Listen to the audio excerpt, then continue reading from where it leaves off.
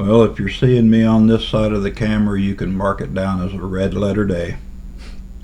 Usually I'm more camera shy than Bigfoot.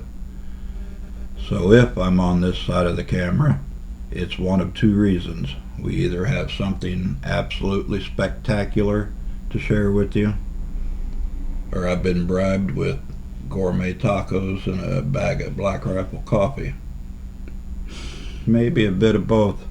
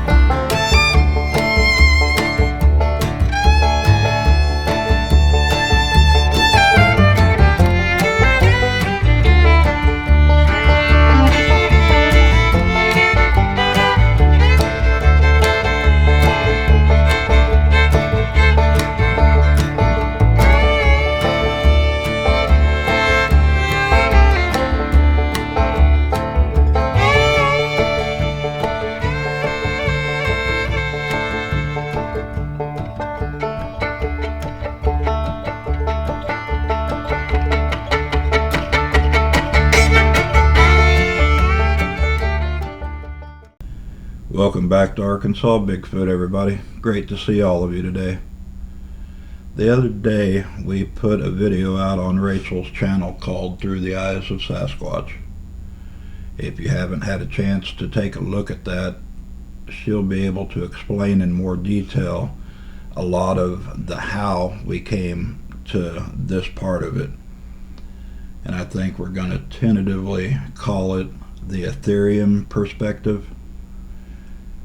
But it's a way that the Sasquatch see the world around them through the extended use of UV light, infrared light, and how the color bands and the spectrum and wavelengths, their ability to manipulate them to see in different versions at different times of day or night. Correct. Now, before we get too carried off into the meat and potatoes of that, I wanted to give you a quick update on the Spring Forward video. You know, we gave the guys a few days to have a break from the cameras.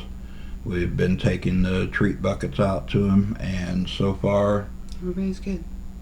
Our moon pie munching, sardine slurping, peanut butter junkie Junior seems to be back to his old ornery self.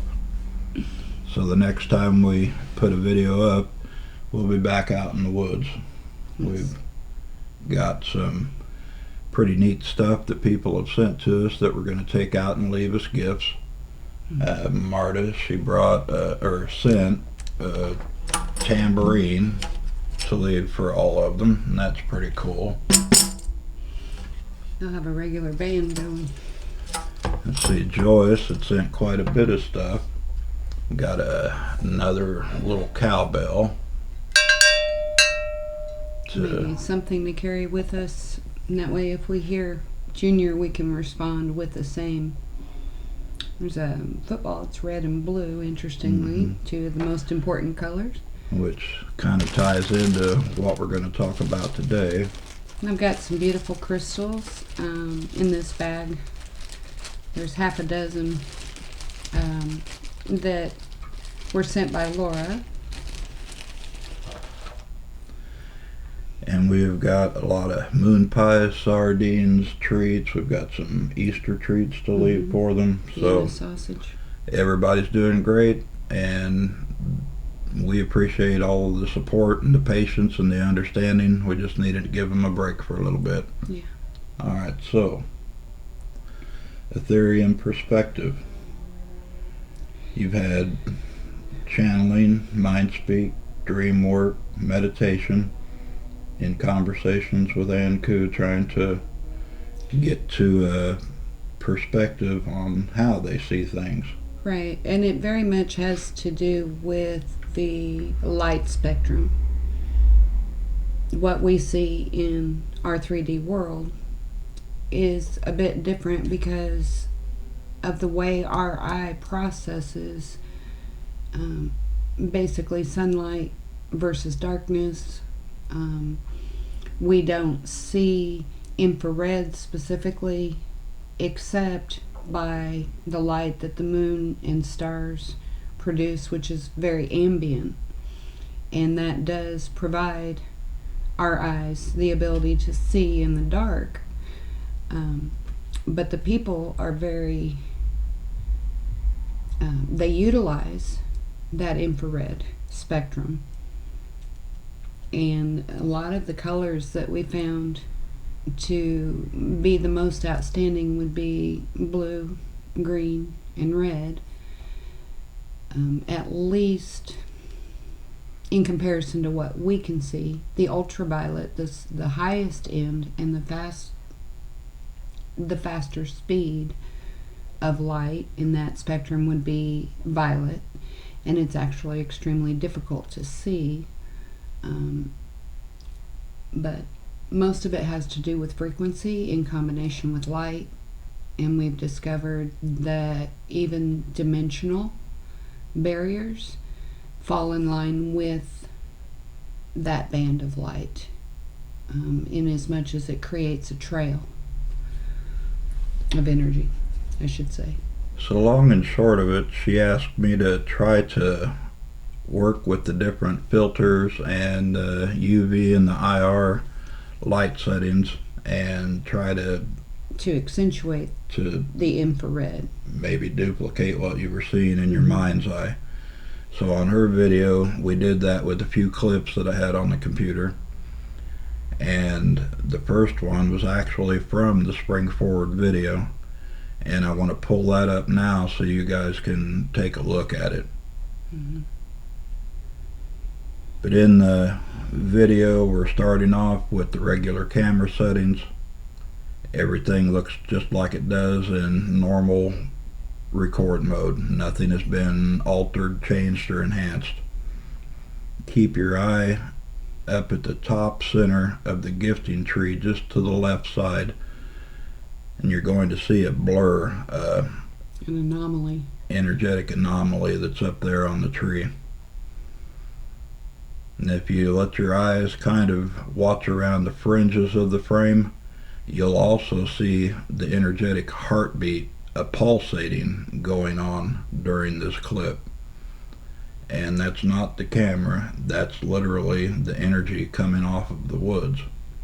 And I should note that we were out there doing audio recordings. It's been almost a year ago that we captured it, but it wasn't loud enough to really present in video. But we were just hoping to catch EVPs or something while we were out there, and I set down the recorder, and when I did and re-listened, I didn't catch any EVPs, but I literally heard a heartbeat, the pulsating thump. And the recorder was just basically laying on the ground, and I just felt that it was the heartbeat of nature, of the earth, and it was fascinating to capture. Now we talk about or you've mentioned several times, you're putting on your Squatch Glasses. And that's being able to see that energetic imprint of what's going on in the woods when we're out there. And so this is Squatch vision. Once we change the IR and the infrared, I increase the speed rates of all of this.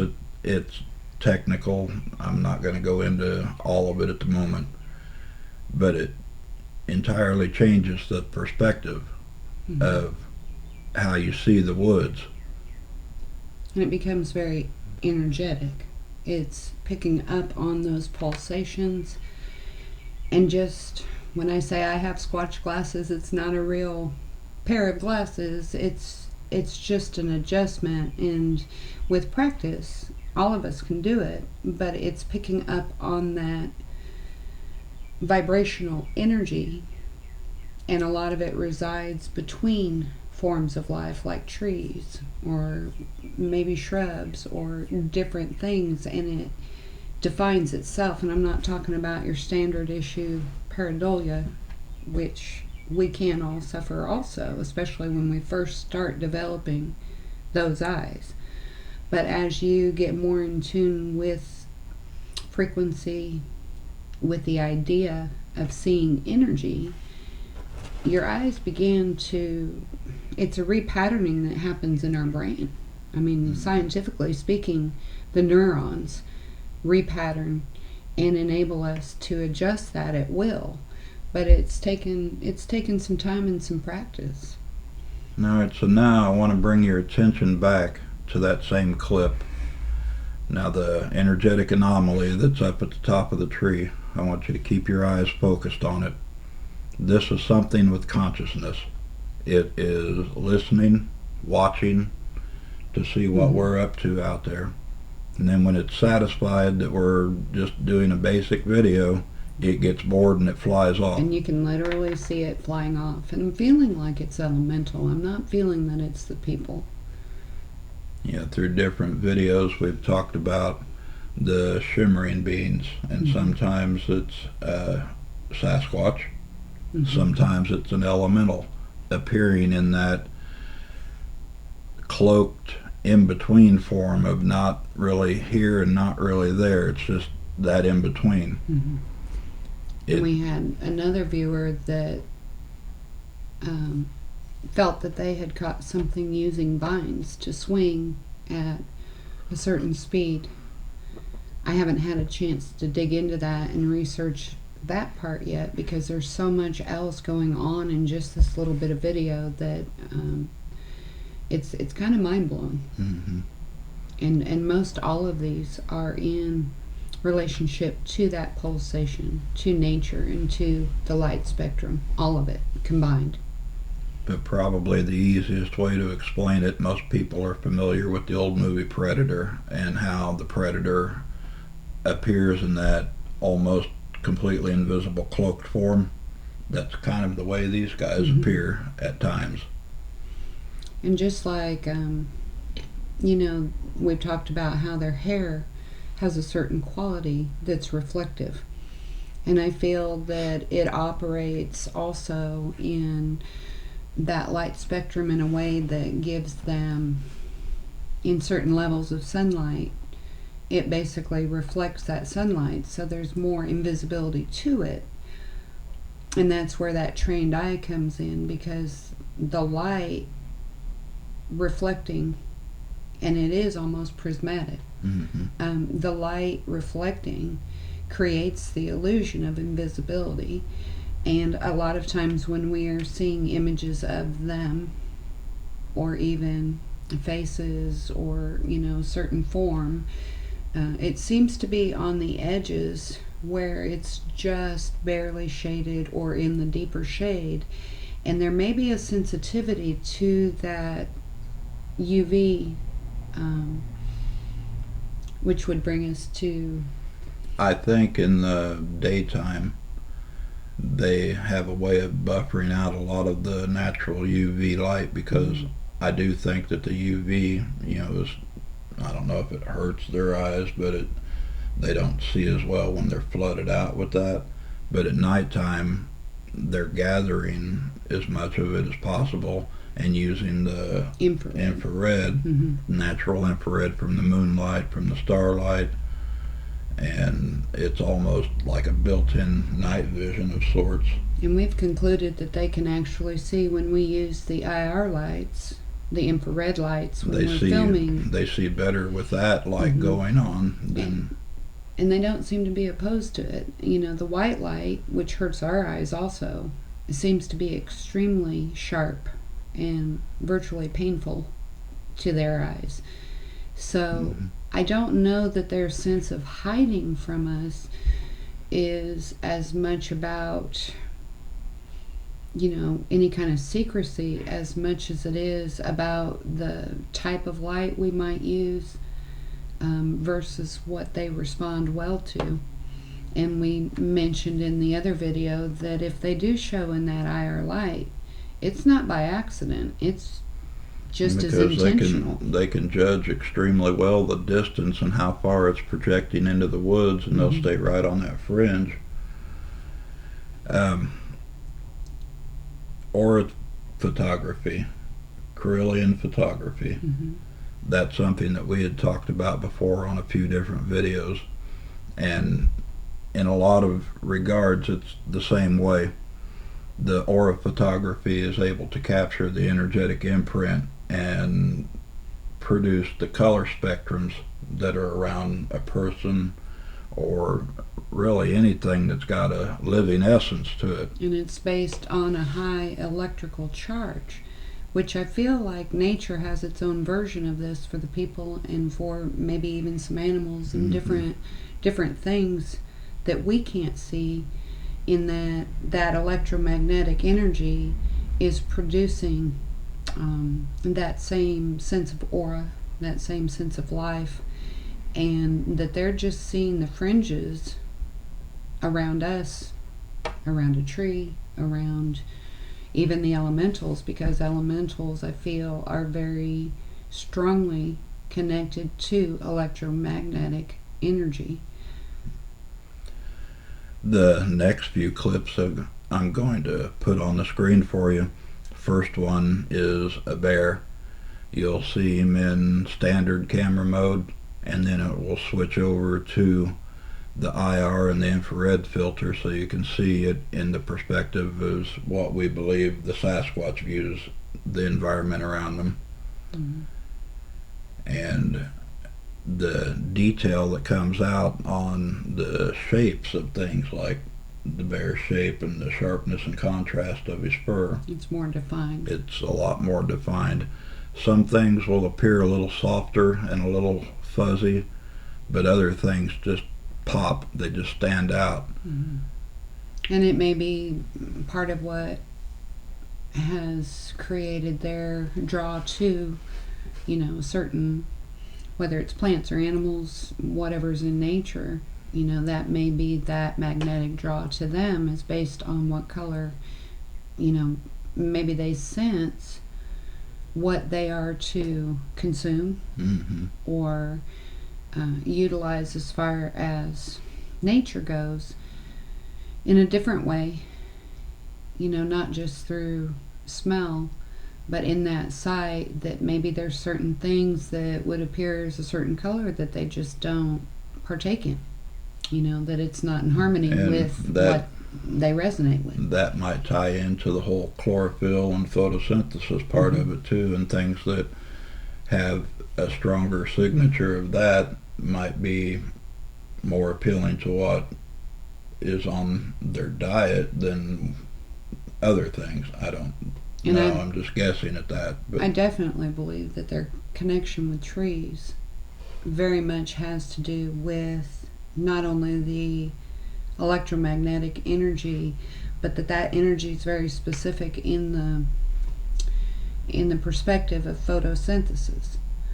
There's so much about nature that we just don't understand, but in the clip you can see the branches just reaching out and touching each other with like little electrical bolts, and it feels very much like nature is communicating. Well, you've kind of jumped ahead of me, so let's roll that clip for them now. We're doing this night walk in the Ouachitas. This was the Ouachita She-Squatch video. Start off with the basic camera in infrared setting, and you watch through the clip when it shifts over, and now you can see what she's referring to. Mm-hmm. In that light spectrum, it picks up I'm going to call it the life force of everything around it. Although it's wintertime and it should be dormant, it's still putting off an energetic signature. But nature's still communicating with itself between trees and in that electrical charge that's in the air, and it's responding, and it just feels like the trees are communicating with each other through those electrical charges. And mind you, she's got heavy insulated rubber boots on, so it kind of buffers her from appearing as sharply in this video like the trees are. And when we get down to the end, I'm going to show you a vast contrast and difference between having insulated shoes and being barefoot Or very thin soled shoes out there. And then what we noticed, which scientifically speaking, wavelengths of light have a trace, they have a pattern, and this is just a biological and natural fact. Light moves in a wave. So what you see there, you can even see the trace amounts of the trees, of me, even with the rubber boots, you can see it in blocks, if you will, where that wave is moving. And even more frequently with the thinner shoes, because there's less of a buffer against it, and so it goes from a slower moving energy due to that buffer to a much faster wave in being congruent with the space around me with the thin soles. So a lot of you are familiar with using a UV light out in the desert, and if you shine it over a scorpion or a few different other insects that I'm familiar with, they'll glow, literally look like a little glow stick in the dark. Mm-hmm. And that's just a small example of using a weaker version of UV light. Mm-hmm. When you amp that up, it just makes everything come to life in its own regard. Yeah, I'd listened to a video, this has been years ago, but it was talking about how they thought that the Bigfoot were colorblind, kind of like dogs, or what they assume deer to be colorblind. You know, where we see vivid colors of orange, red, blue, green, yellow, and all of that, they would see in different shades of browns or grays. And we know now that's not the case. From the very beginning of our adventure out there, we realized that they were drawn to vivid colors, especially electric blue, like the toy balls that were blue, the balloons that we would find out there. If we left different colored marbles, they would specifically take the blues and the reds before the other colors. Mm-hmm. So, you know, they are not colorblind by any means. A matter of fact, they probably see a lot more vividly than we do. And if we had a UV light that had enough power to it, everything inside of me says we could probably pick up on certain vibrations, whether that's the elementals or certain things, no differently than we can see an insect with a particular type of ectoskeleton, that there are certain things that work in that same vibration, whether that's due to mineral ley lines, whatever that energy is that produces that result. Mm-hmm. And this has been around for hundreds of millions of years. They've found fossils that still emanate that glow without a living creature. When a UV light's passed over them. But we haven't found one with enough wattage to really produce that result yet, and maybe we'll be shown something that we're not aware of. Now, just to finish up my thoughts on color blindness with animals, I deer hunted forever since I was old enough to go out in the woods and deer hunt, and I grew up in Illinois. It was mandatory that you use a slug gun, archery, or black powder. That's what we had at the time through the 70s and 80s. Most of the slug guns were a smoothbore. Some of them had iron sights, most of them didn't. It was before all of the fancy cantilever, fully rifled barrels and all of the stuff that we have available now were available. So you had to get close, 50 yards, 75 yards. That was about the comfort zone of stretching out a shot with a smoothbore shotgun. We're required to wear blaze orange, and I always had a ritual that I went through before opening day. The clothes would get washed in non-scented laundry soap. After they would dry, I would put them in a garbage bag with a bunch of leaves that I raked up from the yard and let them hang in that bag for a day or two before opening day, so they would get the scent of the woods. But still, here's this blaze orange thing. You're standing out like the great pumpkin, Charlie Brown. So just to test that theory, one of the days that I went out to hunt, I took an extra orange vest with me, and I was hunting a ravine up on one side of the slope, and it was probably 150 yards across to the other side. Well, I hung a blaze orange vest on a tree branch on the other side of the ravine, went back to where I was sitting at and had a little ground blind built around me. And when the deer would come through, specifically the does, they would see that blaze orange just like, I was a marching band out there, and stomp their feet, huff, and they would cross that ravine and come right up to the side that I was sitting at in the blind. So I know for a fact they can see color. They can tell you the difference between something bright orange as opposed to a natural look that's out in the forest. So just in that regard, animals, I believe, can see color.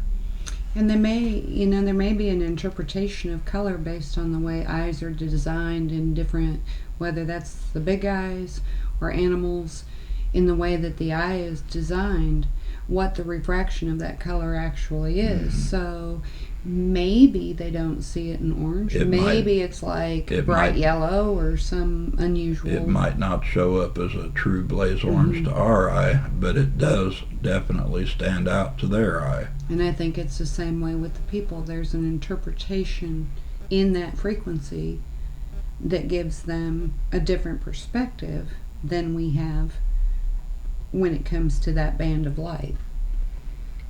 Alright, so we ready to show them the grand finale? I think so.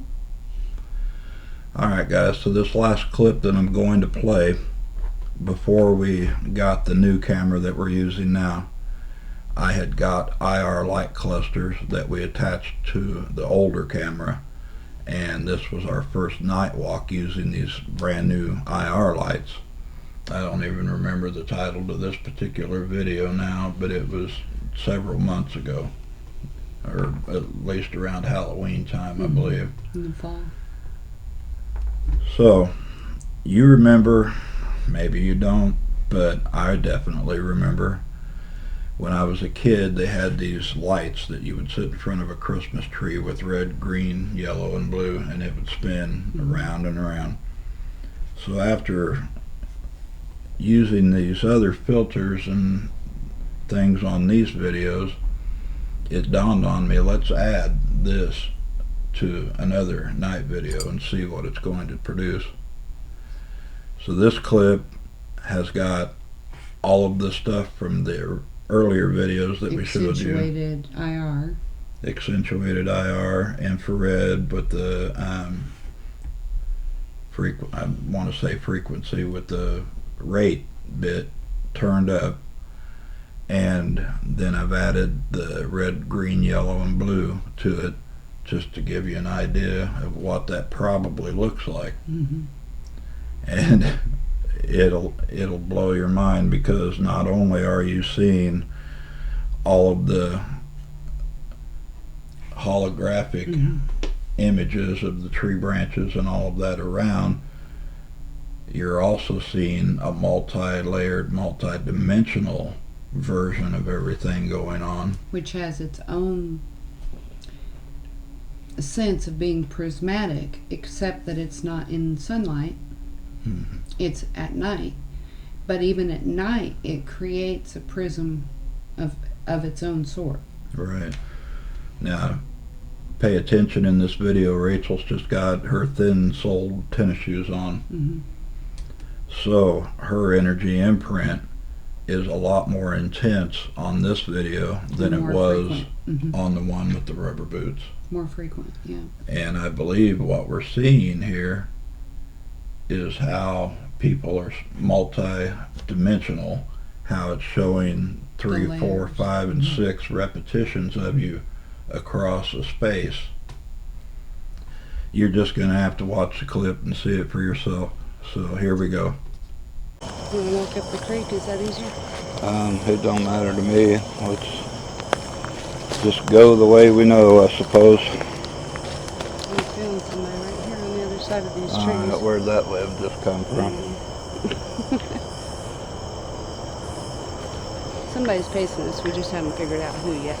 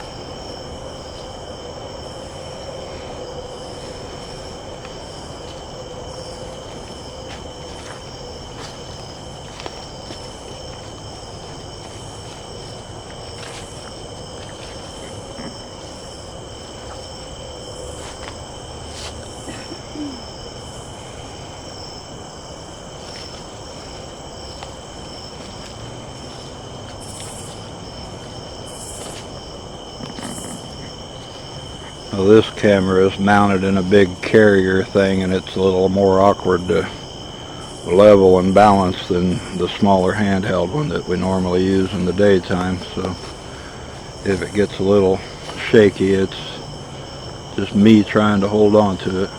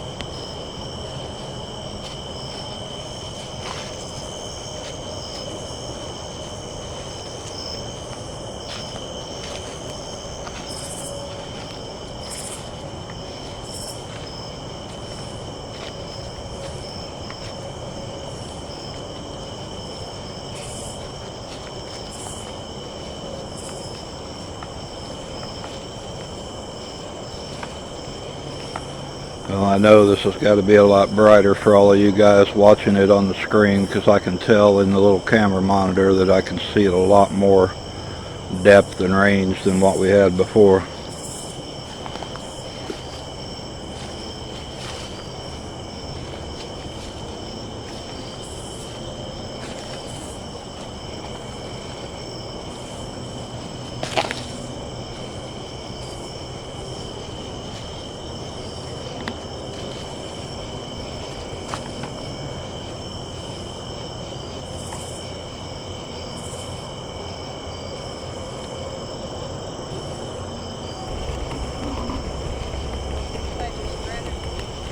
Yeah, I heard it. Is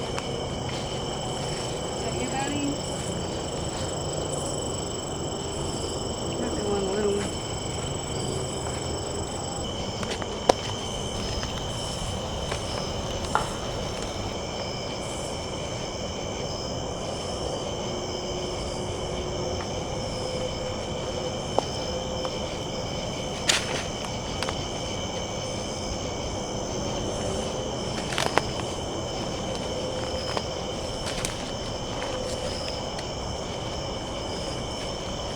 Well, the candy and the sardines are gone. The apple and the peanut butter. Still got the cereal and the bag of popcorn up there. And the apple here. And one apple and peanut butter One cup apple. there.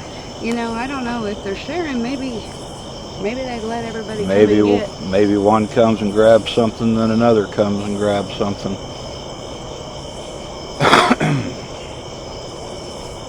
There's still a piece of candy in here, so I'm gonna leave it. One little piece right there.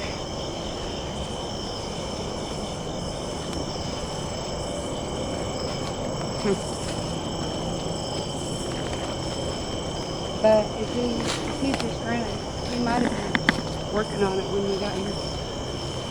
I don't know.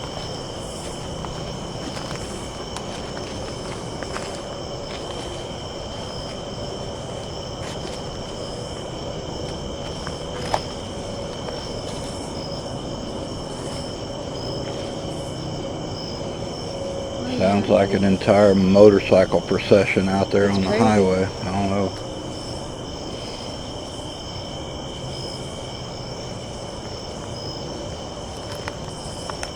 I can't think of anything at this time of night that justify all that.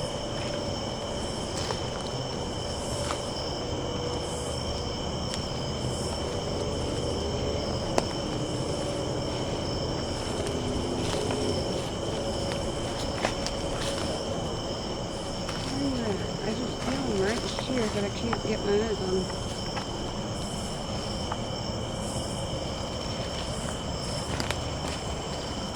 I'm sure he intends it that way. If it's Junior the way he's been lately, nothing would surprise me.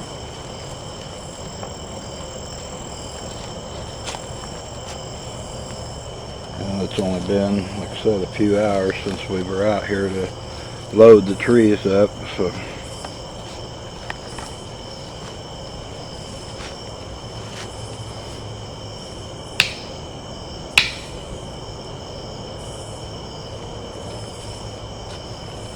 Maybe they'll come and visit.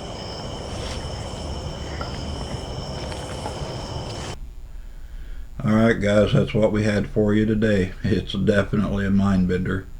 It's still in the beginning stages, and we're going to play around with it some more and experiment with some other video and filters and try to do Hopefully more information will come in to help us connect those dots. some at night now that all of the greenery is coming back on, because it should make Everything different. it should be even that much more intense. So we hope our instincts are right and that we can validate it. We've agreed that it's not going to be a perfect process because we're limited about what we have to use to verify it, to produce any kind of evidence of the way things may be in those layers. But we definitely feel like it's the beginning, it's the right track, and that we are meant to explore this because it's just been very limited thus far. Alright, so we'll catch you down the trail. Thanks for stopping in. Thank you.